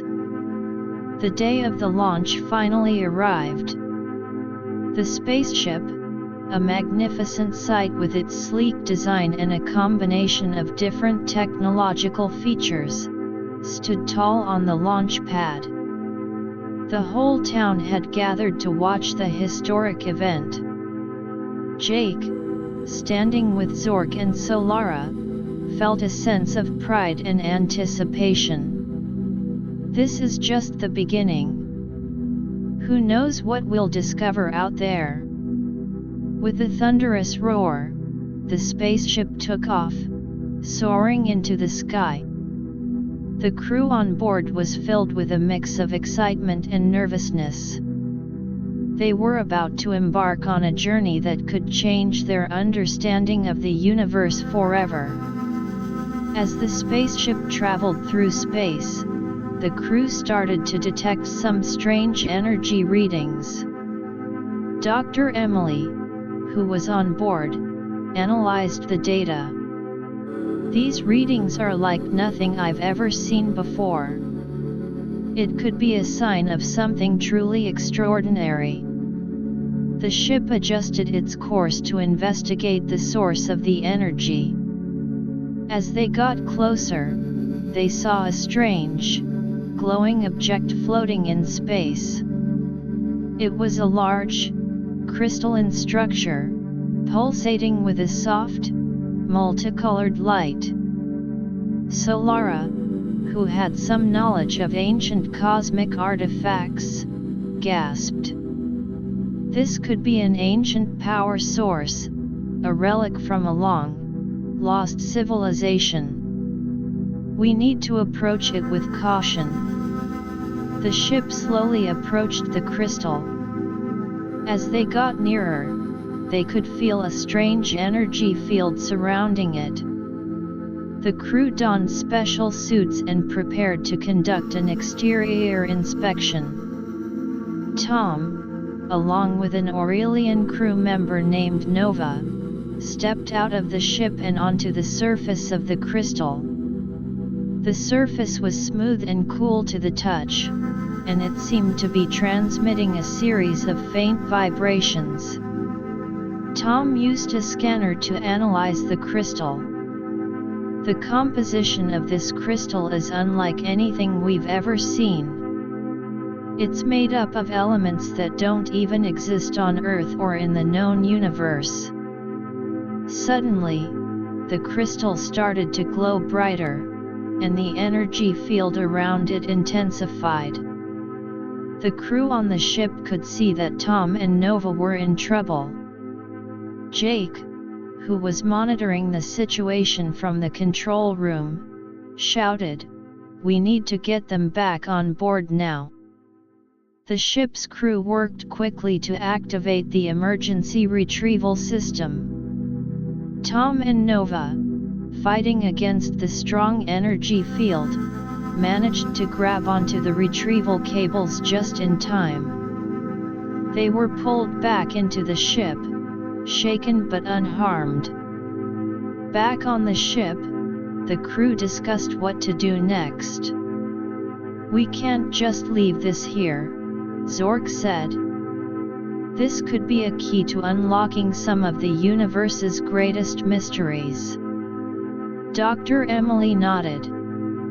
But we need to find a way to study it safely. Maybe we can use the Aurelian's knowledge of cosmic energy to create a containment field.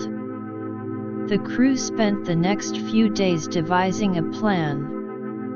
They used the ship's resources and the combined knowledge of the three species to create a special containment field.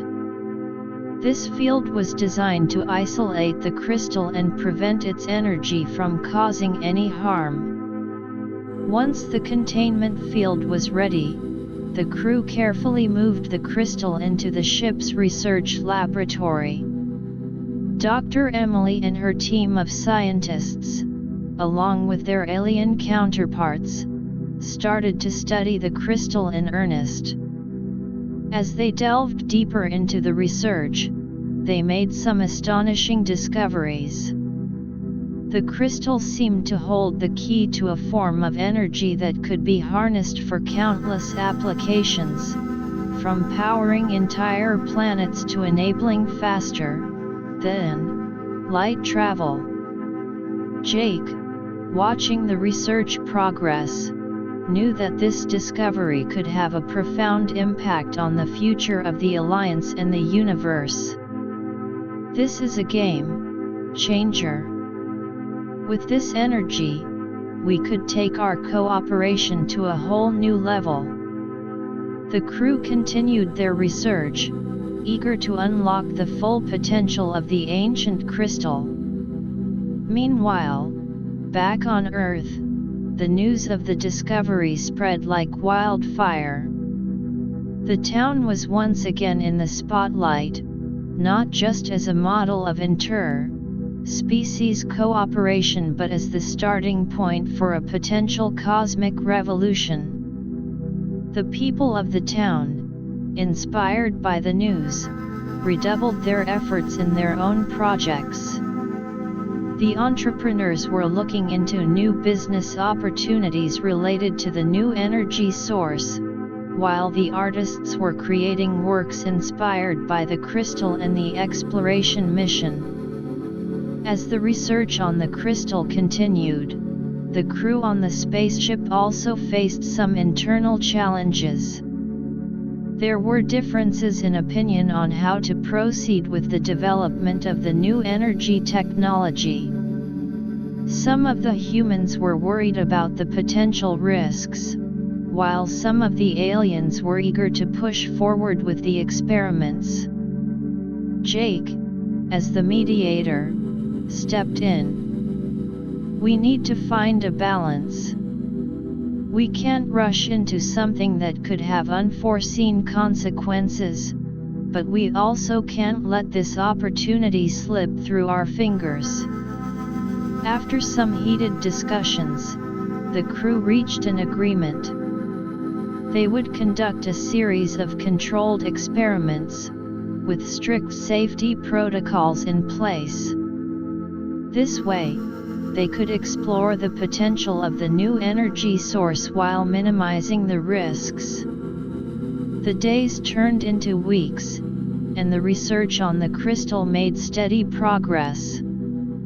The crew was on the verge of a major breakthrough, and they knew that the future of the Alliance and the universe was about to change in ways they could only imagine. Jake, looking out at the vast expanse of space from the ship's window, felt a sense of wonder and responsibility.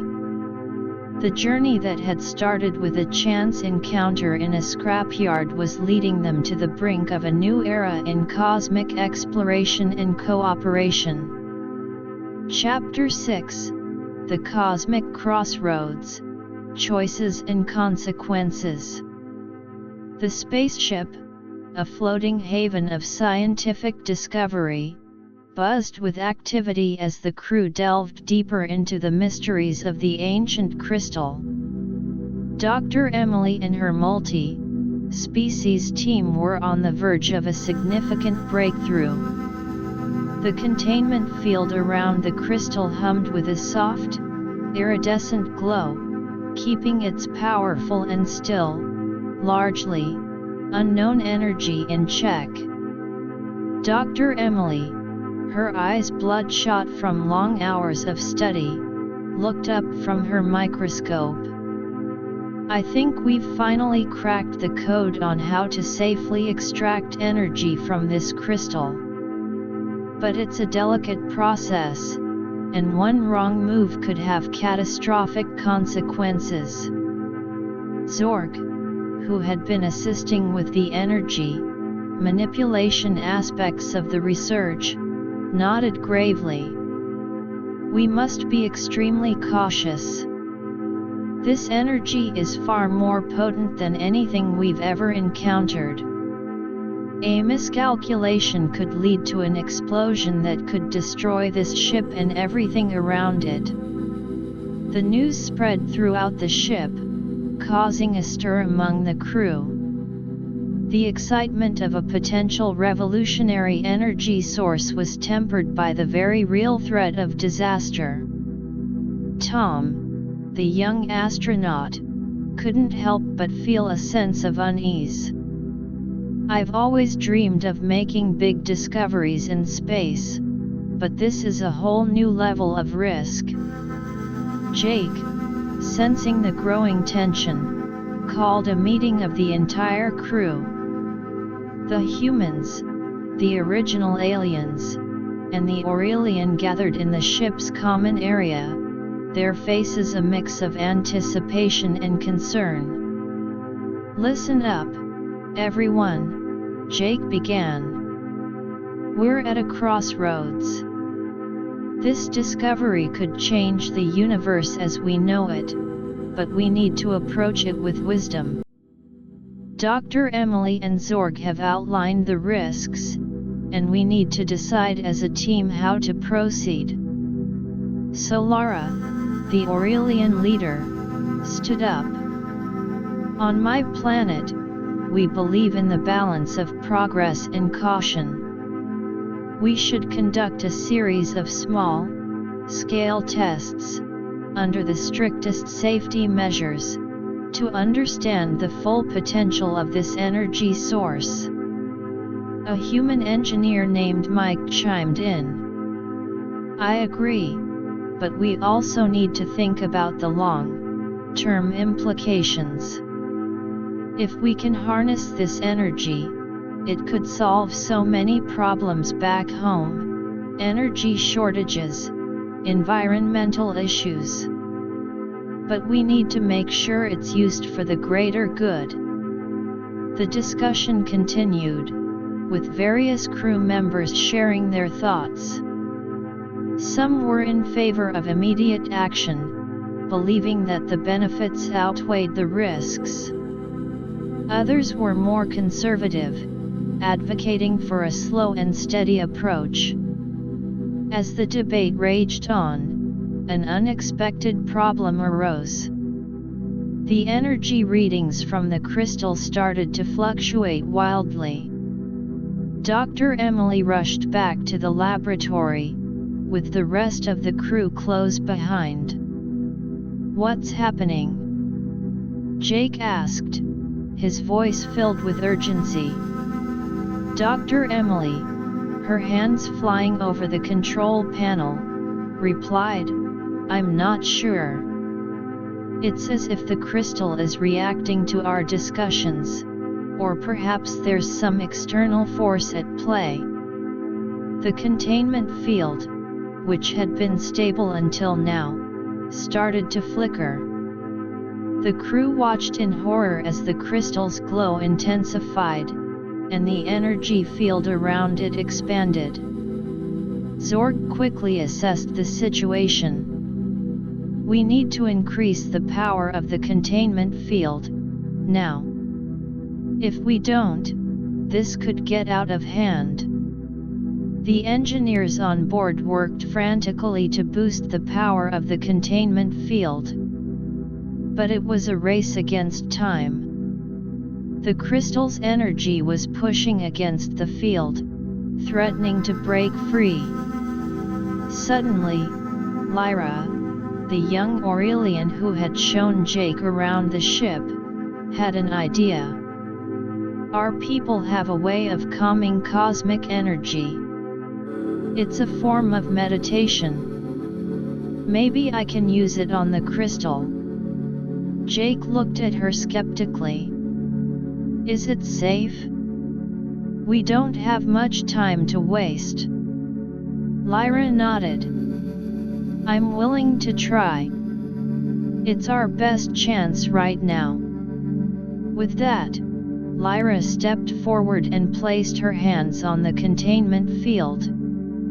She closed her eyes and began to hum a soft, melodious tune. The crew watched in silence as a warm, golden light emanated from her body and spread towards the crystal. Slowly but surely, the crystal's energy seemed to respond. The wild fluctuations started to subside, and the glow returned to its normal intensity.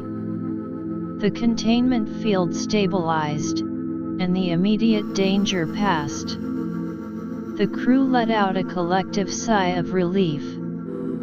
Jake turned to Lyra. That was amazing. Thank you. Lyra opened her eyes, a tired but proud smile on her face. It's a skill passed down through generations on my planet. I'm glad it worked. The near disaster served as a wake-up call. The crew realized that they needed to be even more careful with the crystal. They decided to follow Solara's suggestion and conduct small-scale tests. The first test involved using a tiny fraction of the crystal's energy to power a small device. Dr. Emily and her team spent days preparing for the test, double and triple checking every detail. When the day of the test finally arrived, the crew gathered in the laboratory, their hearts pounding with anticipation. Dr. Emily activated the extraction device, and a thin, blue beam of energy was drawn from the crystal. The beam was directed towards a small, experimental generator. For a moment, nothing happened. Then, the generator started to hum, and a soft, white light filled the room. The device was working. The crew erupted in cheers. This is it, Dr. Emily exclaimed. We've successfully harnessed a small amount of the crystal's energy. But the celebration was short-lived. As they continued to monitor the test, they noticed some strange side effects. The area around the generator started to experience minor gravitational fluctuations.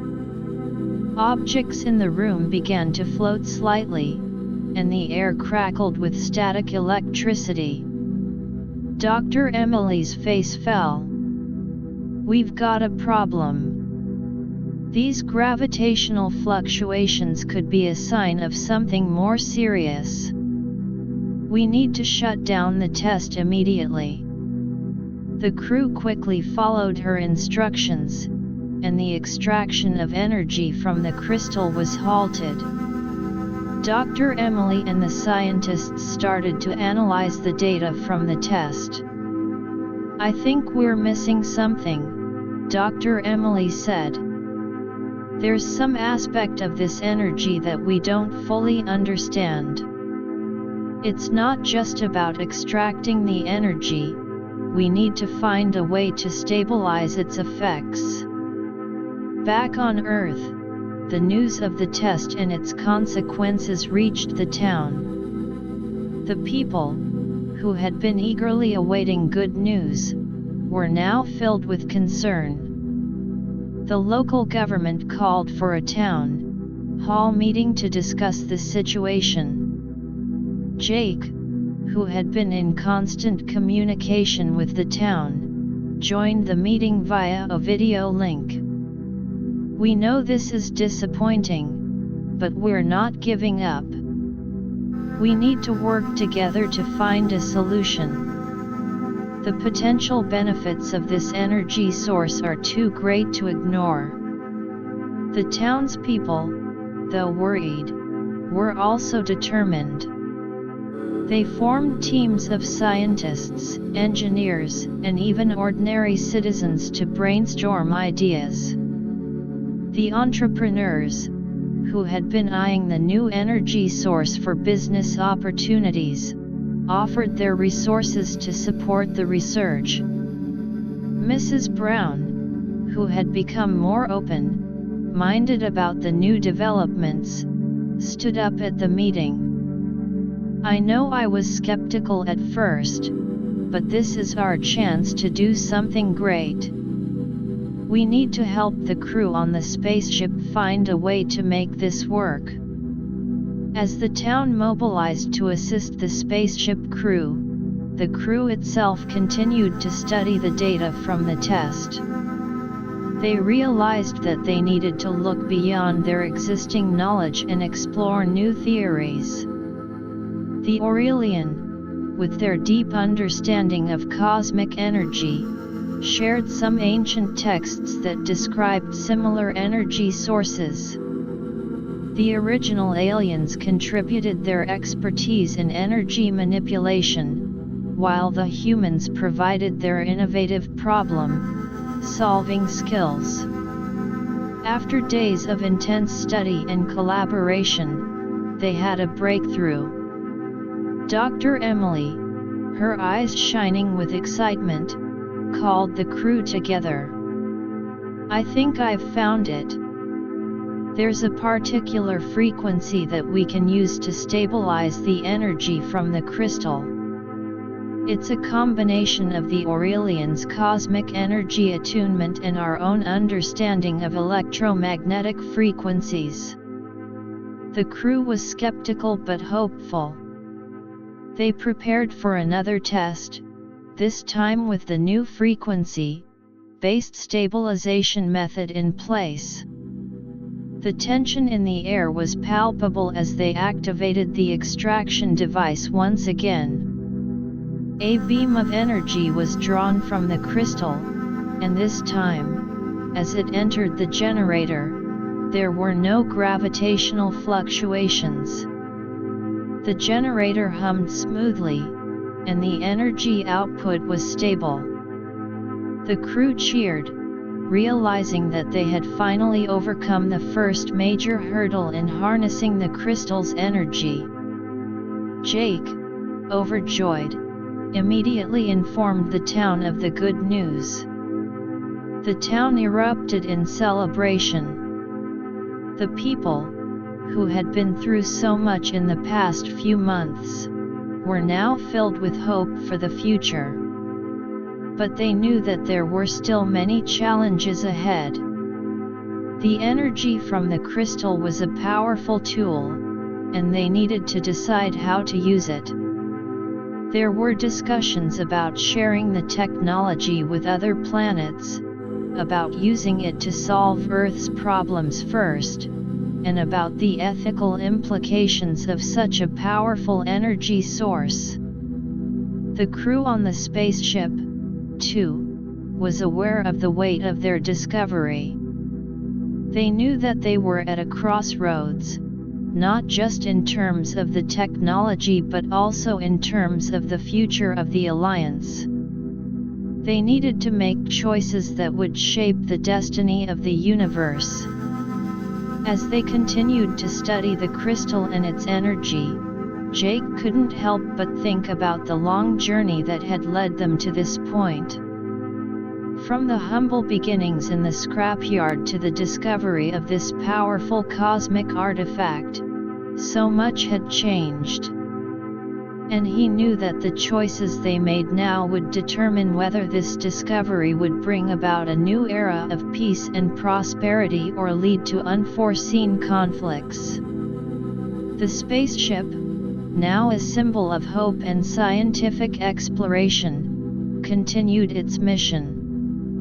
The crew, united in their quest, prepared to face the next set of challenges, knowing that the eyes of the universe were on them. The town on Earth, their home base, stood ready to support them in any way possible, as they all navigated the cosmic crossroads together. Chapter 7: The Galactic Dilemma, Sharing the Secret and Facing New Threats. The successful stabilization of the crystal's energy was a moment of great triumph for the crew on the spaceship and the people of the town back on Earth. However, this victory soon gave way to a complex web of decisions and new challenges. The news of the powerful energy source had spread beyond their immediate alliance, reaching the ears of other cosmic entities. Jake, Zork, and Solara gathered with the crew to discuss the future of the crystal's energy technology. "We can't ignore the fact that this discovery has far-reaching implications," Jake said, his brows furrowed in thought. "We need to decide how we're going to share this technology, if at all." Zork chirped in agreement. "There are many planets in the universe that could benefit from this energy. But we also need to consider the potential for misuse. Not all civilizations are as peaceful as our alliance." Solara nodded, her golden fur shimmering in the soft light of the ship's common area. "Our people have always believed in the free sharing of knowledge, but only with those who will use it for the greater good. We need to be cautious in choosing our partners." The crew members began to voice their opinions. Some were in favor of sharing the technology widely, believing that it could bring about a new era of universal peace and development. Others were more hesitant, fearing that it could lead to an arms race or be used by malevolent forces to cause destruction. Tom, the young astronaut, spoke up. "If we don't share this technology, we're no better than those who hoard knowledge for their own gain. But we need to have strict conditions and safeguards in place." A heated debate ensued, with no clear consensus in sight. As the discussion raged on, the ship's sensors detected an unusual energy signature approaching. Dr. Emily rushed to the console to analyze the data. "Guys, we've got company. It's a large fleet of ships, and their energy signatures are unlike anything we've seen before." Jake's heart skipped a beat. Could it be the rival alien group again? Dr. Emily shook her head. "No, these readings are different. They're more powerful, and there are a lot more of them." The crew quickly prepared for the approaching ships. The energy shield systems were activated, and the weapons, though designed more for defense, were readied. As the fleet drew closer, they could see that the ships were massive, dark, colored, and had a menacing aura about them. The lead ship of the fleet sent a communication request. Jake, after a quick glance at Zork and Solara, decided to accept it. A holographic image of an alien appeared before them. The alien was tall, with a reptilian body covered in black, spiky scales. Its eyes were a deep red, glowing with an intense, cold light. "I am Gorgoth, leader of the Dark Nebula Syndicate," the alien growled. "We have heard of your discovery of the ancient crystal and its powerful energy. We demand that you hand over the crystal and all the research you've done on it." Jake stood his ground. "We're not just going to hand over our discovery to you. What do you plan to do with this energy?" Gorgoth let out a sinister laugh. "That's none of your concern. Surrender the crystal, or we will be forced to take it by force." Zork stepped forward. "You cannot just come in here and threaten us. This discovery was made through the hard work and cooperation of our alliance. We will not give it up without a fight." Gorgoth's eyes narrowed. "You are a fool to think you can resist us. Our fleet is far superior to anything you can muster." With that, the Dark Nebula Syndicate fleet launched an attack.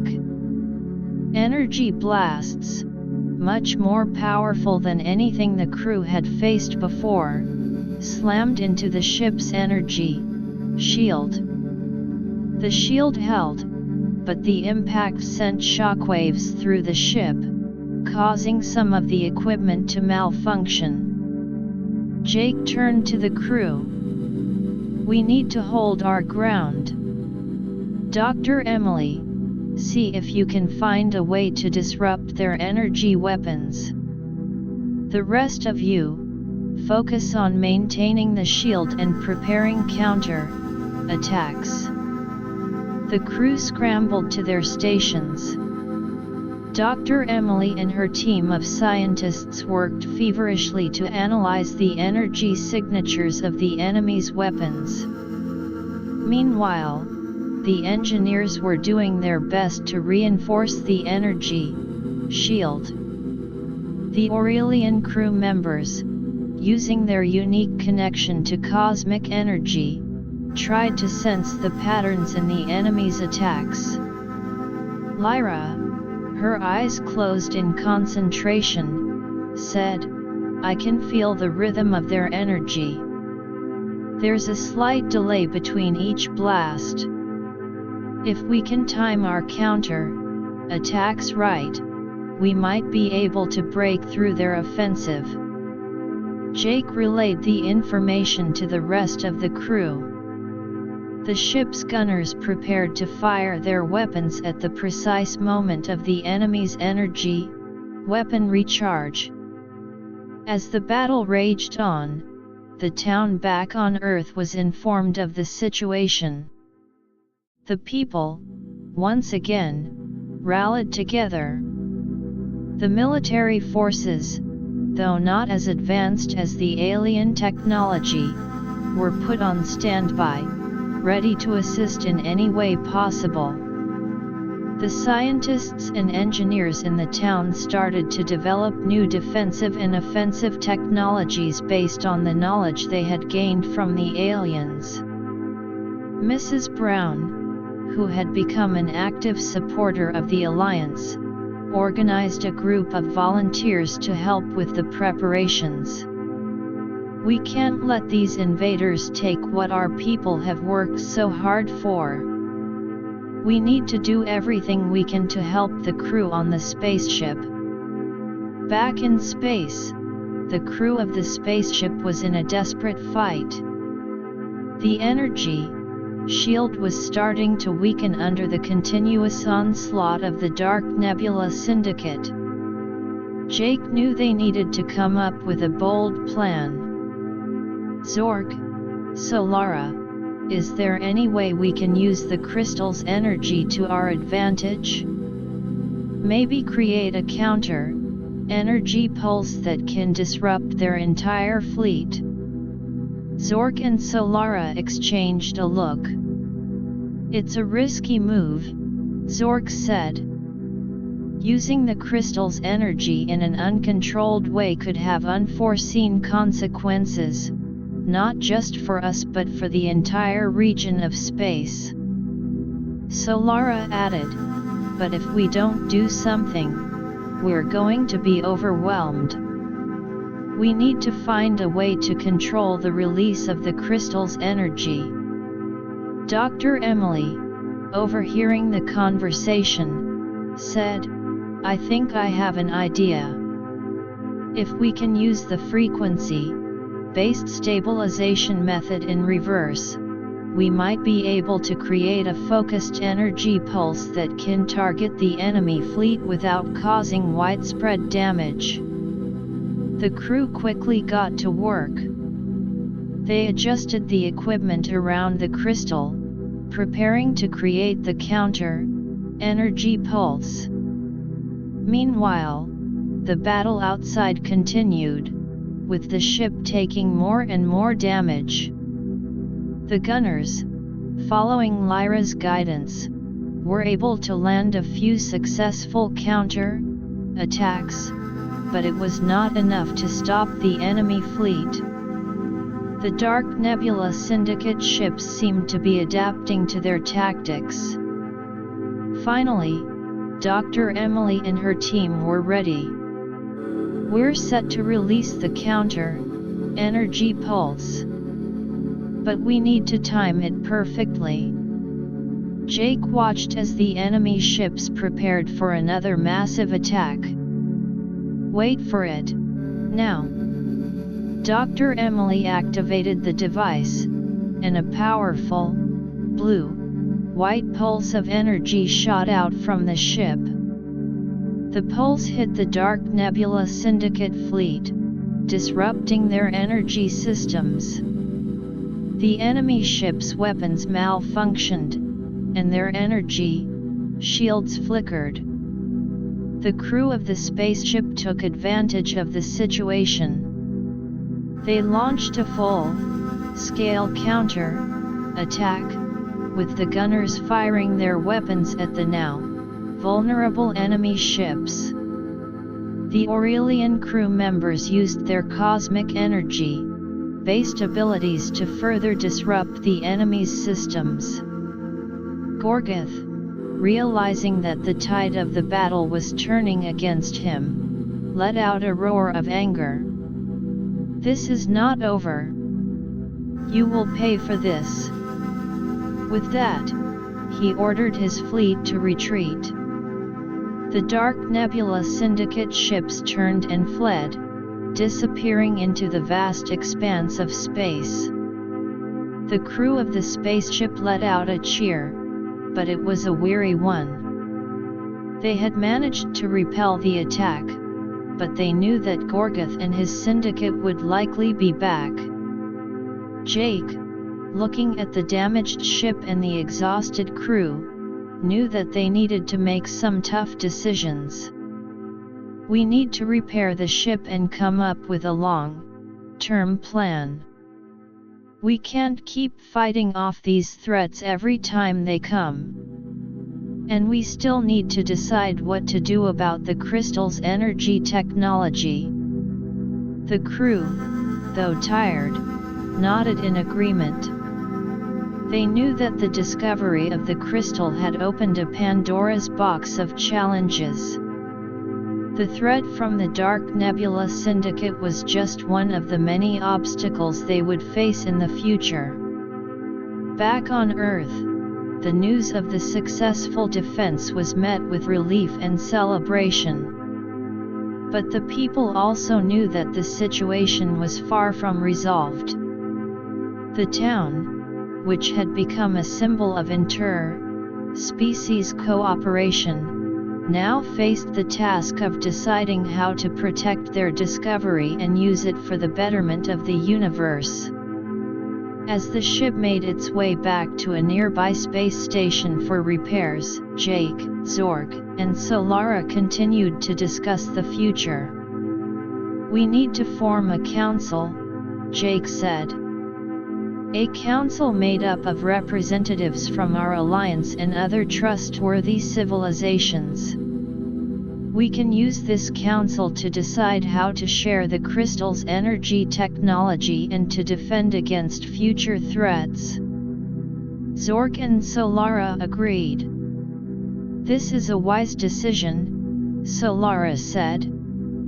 "We need to build a network of allies who share our vision of using this discovery for the greater good." The journey back to the space station was filled with a mix of exhaustion and determination. The crew knew that the road ahead was long and difficult, but they were ready to face the challenges. The discovery of the crystal had changed everything, and they were determined to shape the future of the universe in a positive way. Once at the space station, the ship was quickly docked, and the repair work began. The crew, taking a well-deserved break, started to plan for the formation of the council. They sent out messages to other friendly civilizations, inviting them to join the effort. The town on Earth, in the meantime, continued to support the cause. The people prepared to welcome the representatives of the new council and to contribute their knowledge and resources to the ongoing efforts. Jake, looking out at the vast expanse of space from the space station window, knew that the future was uncertain. But he was confident that with the strength of their alliance and the support of other like-minded civilizations, they could overcome the challenges and use the crystal's energy to bring about a new era of peace and progress in the universe. The stage was set for a new chapter in the cosmic story, one filled with hope, cooperation, and the constant struggle to protect the secrets of the ancient crystal.